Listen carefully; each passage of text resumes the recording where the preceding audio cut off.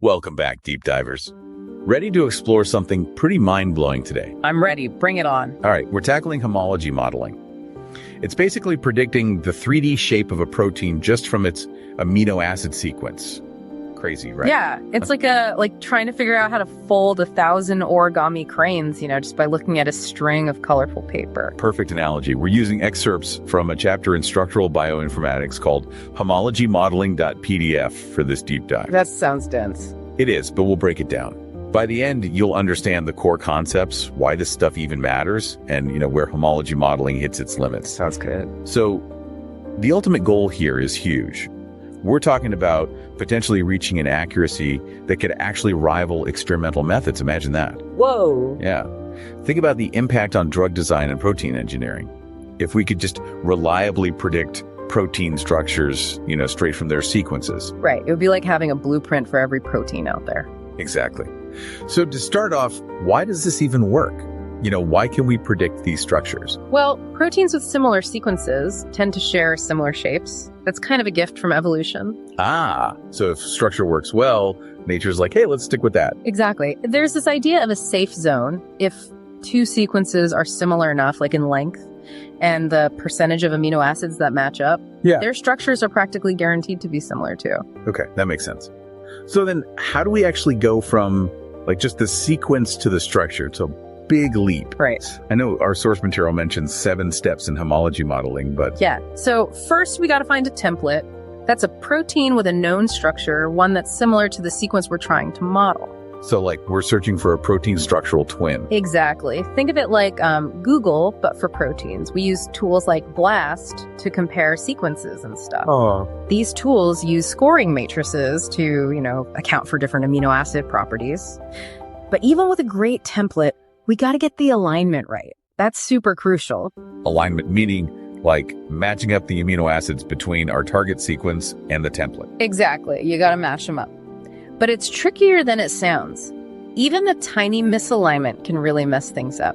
Our source uses this example, aligning the sequence LTLT with yay. Imagine that. Yeah.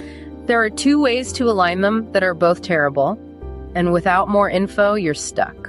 So how do we avoid that? That's where multiple sequence alignments come in. Yeah. If we add in more sequences from related proteins, we can often find clues that help us, align the target and template correctly. Like having more pieces of the puzzle. Right. Plus, these alignments give us extra info, like whether an amino acid's likely buried inside the protein or hanging out on the surface. So it's like having a detective on the case, gathering all the evidence. Perfect analogy. All right, so once the alignment's done, what then? Then we can start building the backbone of our model. This is straightforward for regions where the sequences, the target and the template match up. We just copy the coordinates from the template structure. Oh, so it's like tracing the outline of the template onto our model. Exactly. But things get more interesting when there are gaps in the alignment. Gaps? Yeah, like where you have insertions or deletions in the sequences. Okay. These gaps often line up with loops, those flexible parts connecting the more rigid sections of the protein. Loops, huh? They always seem kind of mysterious to me. They can be. And accurately predicting those conformations, that's one of the biggest challenges in homology modeling. Why is that? Well, surface loops often interact with other molecules, especially in a crystal structure that can distort their shape.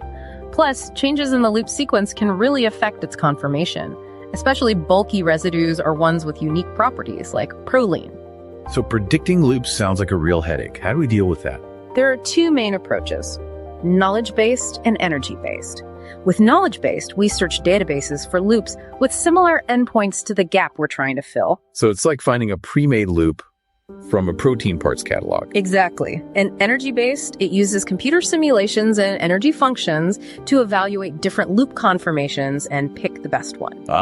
So simulating the loop's movements and finding its happy place. Exactly. But predicting longer loops, those are still a big challenge. So it sounds like loop modeling is an area where there's still a lot of work to be done. Definitely. What about side chains? Aren't those the parts that give each protein its unique character? You got it.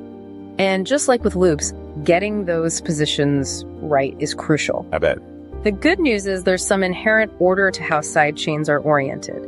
These preferred orientations are called rotamers. Rotamers. Oh. Okay. So if 2 proteins have a conserved phenylalanine, their side chains are probably pointing in similar directions. Exactly, especially if they're buried inside the protein. But this similarity decreases as the sequences become more different.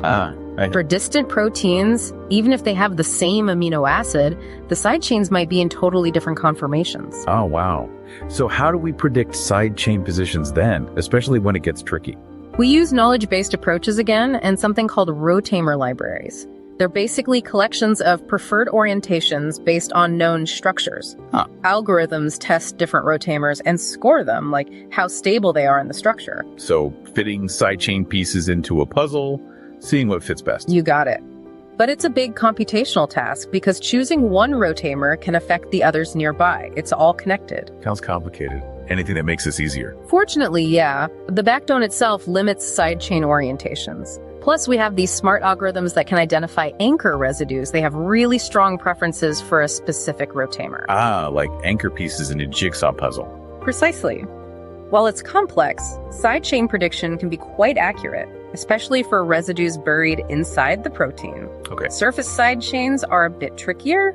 They're more flexible and influenced by their environment, so harder to predict. So after we've tackled the backbone, the loops, and the side chains, what's next in homology modeling? Well, that brings us to optimization. It addresses a kind of chicken and egg problem we see in homology modeling. Chicken egg? Okay, I'm intrigued. Yeah, but before we get into that, maybe we should recap what we've covered so far. Yeah, sounds good. We talked about why homology modeling works, went through those 7 steps, and tackled the challenges of loop modeling and side chain prediction. Right. I'm definitely ready to hear about this chicken and egg problem you mentioned. What's that all about? Well, to get accurate side chain positions, you need the right backbone conformation. But the side chain positions also affect the backbone. It's a loop. Oh, a circular dependency. Tricky. Exactly, and that's where optimization comes in. It refines the model to make it more accurate and get rid of any clashes or inconsistencies. Sounds crucial. Tell me more. It's kind of like trying to solve one of those jigsaw puzzles where the pieces keep moving around. To get a clear picture, we need to, stabilize the backbone and the side chains. Okay, so how does optimization actually work? Do we just randomly move stuff until it fits? Not exactly, no. We use a few techniques. Energy minimization's one, and the rotamer prediction we were talking about earlier. Right. Energy minimization is smoothing out the wrinkles in our model, making sure everything fits together nicely, and the overall energy is as low as possible. Makes sense. But you mentioned earlier that energy functions aren't perfect. Yeah. Could that be a problem here? You're right to be cautious. Sometimes energy minimization can get stuck in a local energy minimum. Imagine finding a cozy valley in the mountains, but missing the real peak. Oh, I see. So we might think we found the best structure, but there's an even better one hiding somewhere else. Exactly. And that's why people are always working on, better energy functions, ones that are more accurate and can avoid these pitfalls. Like creating a more detailed map of the energy landscape so we can navigate it better. Precisely. But even with the best energy functions, optimization is just one step. We still got to validate our model, make sure it's reliable, and doesn't have any hidden flaws. So validation's like the final inspection before we move into our molecular house. Exactly. We don't want any leaky roofs or shaky foundations in our protein structure. Right. There are a couple ways to validate a model. We can use those force fields we talked about to calculate its energy. That helps us find any unrealistic bond lengths or angles or, atoms bumping into each other. So it's like running a structural integrity check, making sure everything's in the right place. Right. But just relying on energy can be misleading. Sometimes a bad model can still have low energy if its parts are well optimized. Like a house with shoddy materials but perfectly aligned walls. Looks okay on the surface, but won't last. Exactly. So to get a more complete picture, we also use normality indices. Normality indices? Yeah. These are statistical measures that compare our model to, those known protein structures from experiments. Okay, so like comparing our model to a gold standard. Right. For example, they analyze the distribution of amino acid types. Are the hydrophobic ones tucked away in the core? Are the charged ones on the surface? If those patterns are off, it could be a problem. It's like checking if our molecular city has the right zoning regulations in place. Love that analogy. We also look at how the atoms are packed. We compare this to real proteins. Tight packing is good. Loose packing could mean trouble. So it's like checking if our molecular apartment building has enough support to, withstand an earthquake. Exactly. By combining energy calculations and normality indices, we get a good picture of our model's strengths and weaknesses. It's like a detailed report card. Makes sense. So once we've optimized and validated our model, what can we do with it? What are the practical applications? Well, you mentioned drug discovery and protein engineering earlier. Imagine designing drugs that perfectly target a disease-causing protein. Like a molecular scalpel. Exactly. Homology modeling can be a big help here. With accurate models, researchers can screen tons of compounds, looking for ones that fit into the protein's active site or, disrupt important interactions. Like finding the perfect key for a lock. Right. And this speeds up drug discovery, saves time and money. It's like hitting fast forward on drug development. Exactly. And beyond that, homology modeling is important for protein engineering. Okay. Researchers use it to design proteins with new functions, enzymes that can break down pollutants, for example. Wow, that's incredible. So it's like we have a molecular toolbox building custom proteins for specific tasks. You got it. This has the potential to revolutionize so many fields: biotech, agriculture, material science. This is all really exciting, but I have to ask, are there any limitations to homology modeling? When does it not work so well? That's a great question. Remember that safe zone we were talking about? Yeah. Well, as the sequences get less similar, the accuracy drops. If they're too different, the model might not be reliable at all. So it's like trying to build a model airplane from instructions for like a totally different aircraft. Exactly. Another thing is we're relying on static structures. Proteins are dynamic. They move and change shape constantly. Right. Homology modeling just captures a snapshot. It doesn't tell the whole story. Like seeing one frame from a movie. You miss the action and the context. Precisely. That's why people are using techniques like molecular dynamic simulations more and more. They let us model how proteins move over time. So we're adding animation to our molecular blueprint. Exactly. But even with these limitations, homology modeling is still an incredibly powerful tool. Absolutely. It's clear that this is a really dynamic and exciting field.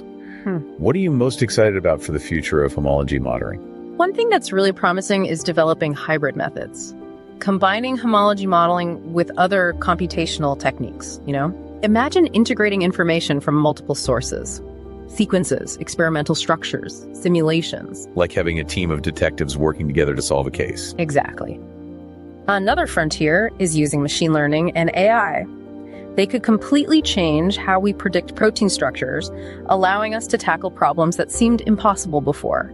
So like a supercomputer that can learn from huge amounts of data and make really accurate predictions. Precisely.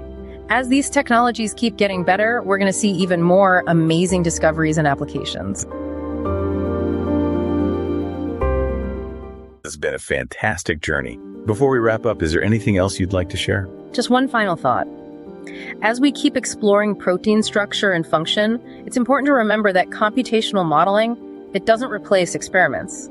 It's a tool that works with them to help us understand things better. So a partnership between the virtual world and the real world. Precisely. And as we push the boundaries of both, we're bound to make even more groundbreaking discoveries in molecular biology. What an inspiring note to end on. Thank you so much for guiding us through this deep dive. It's been amazing. My pleasure. I'm always happy to talk about protein structure and the power of homology modeling. It's amazing to think about, we can gain so much insight into this tiny molecular world just by analyzing those strings of amino acids. It really is. It shows how elegant nature's design can be. The protein sequence, it doesn't just tell you its identity, it tells you its structure. And that structure tells you its function. And homology modeling lets us tap into that code, predict those structures, and unlock so much knowledge about how proteins work. It's like a Rosetta Stone for the molecular world, translating those linear sequences into 3D structures. But as we've talked about, it's not a perfect translation. There's still some, challenges and limitations. One thing I was thinking about was the uncertainty involved. We're basically creating a hypothesis about a protein's structure, right? Based on its similarity to other proteins. Yeah, that's a really good point. It's crucial to remember that homology models, no matter how fancy they are, they're still predictions. They can't replace actually figuring out the structure experimentally, but they're a powerful tool to use alongside experiments. So like a preliminary sketch of a masterpiece, Yeah. It captures the essence, but needs more work, more validation before it's the final product. Exactly. And validating those models is so important. We have to really assess their quality check for any problems or potential errors. And one of the tools we use for that is energy calculations, right? But you mentioned earlier that energy functions have limitations. Could you maybe talk about that a bit more? Sure. Energy functions, they're basically math equations representing the forces that govern how atoms interact, right? But making accurate energy functions is really hard.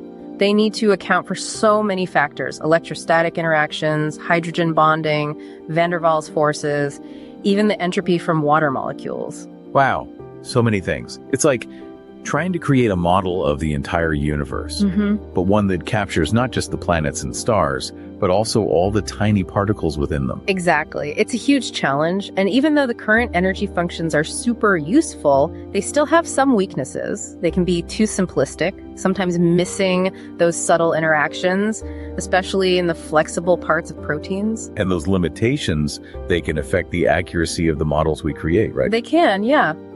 For example, if an energy function doesn't properly account for how a side chain interacts with its surroundings, it might predict the wrong conformation for that side chain. So it's like a GPS that sometimes sends you down the wrong road because it doesn't know about a detour.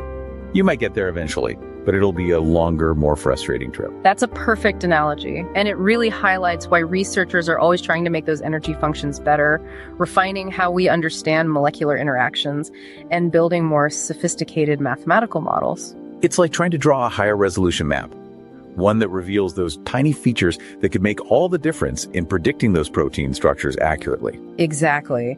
As those maps get better, so will our ability to navigate the complex world of protein structure and function. But even with the limitations we've talked about, we can't forget how powerful homology modeling is. For sure. We've talked about its potential in drug discovery, protein engineering, even exploring all those unknown protein sequences out there. It's really changed how we understand the molecular world and opened up so many possibilities for science and innovation. Absolutely. And as the field keeps moving forward, with computational biologists, structural biologists, and experimentalists working together, the possibilities really are limitless. It is exciting to think about what the future holds for homology modeling. What are you most looking forward to seeing develop in the next few years? Well, we discussed those hybrid methods earlier, combining homology modeling with things like molecular dynamics and machine learning. That has huge potential to improve the accuracy and scope of protein structure prediction. It's like combining the strengths of different scientific disciplines, bringing everyone together to tackle these big challenges. Exactly. And as these technologies get even better, we'll see homology modeling being used for even more problems, from personalized medicine tailored to individual genes, to engineering enzymes that break down plastic and help solve the pollution crisis. It's an amazing vision for the future. And it all comes back to this ability to predict a protein's 3D shape just from its sequence. We're unlocking the secrets of these tiny machines that make life possible. It truly shows the power of human ingenuity and our desire to understand the world around us, from the tiniest atom to the most complex biological system. That's a great way to put it. A big thanks to our expert for sharing your knowledge and passion about this fascinating field. And to our listeners, we encourage you to keep exploring, keep asking questions, and keep being amazed by the wonders of the molecular universe. Until next time, happy diving.